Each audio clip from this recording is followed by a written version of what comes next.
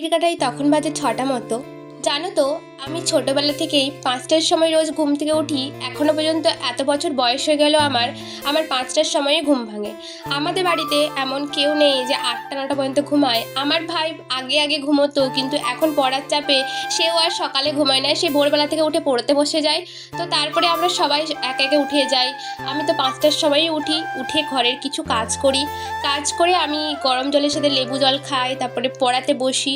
এভাবে যে দিনগুলো যে কিভাবে কেটে যাচ্ছে সত্যি বুঝতে পারিনি। একটা বছর হতে গেল আজ আমি ব্যাঙ্গালোর থেকে ঘর এসেছিলাম অক্টোবরের ২-৩ তারিখ করে। তো দেখো, দেখতে দেখতে মাসগুলো কিভাবে কেটে যাচ্ছে বোঝাই যাচ্ছে না। মনে হচ্ছে একটা বছর একটা মাসের সমান। এরকম কার কার মনে হয়? আমার তো এরকম মনে হয়। সকালবেলায় ঘুম থেকে উঠি, যে সমস্ত কাজ করি, আবার রাত্রে হয়ে যায় কিভাবে বুঝতেই পারি না। তো সব কিছু কাজের মধ্যেও কাজ তো করতেই হবে, আর কাজ না করলে কি করে হবে বলো? তো যাই হোক, আমার মা আমাকে বলেছিল রান্না বসাতে, সেজন্য আমি ভাত বসিয়ে দিয়েছিলাম। আর ভাত বসাতে আমার ঠিক তেমন কষ্ট হয় না, কারণ আমি আগের থেকে এখন ভালো পারি। আর রান্না বান্নাটা তো শিখাই হয়ে গেছে বলতে গেলে।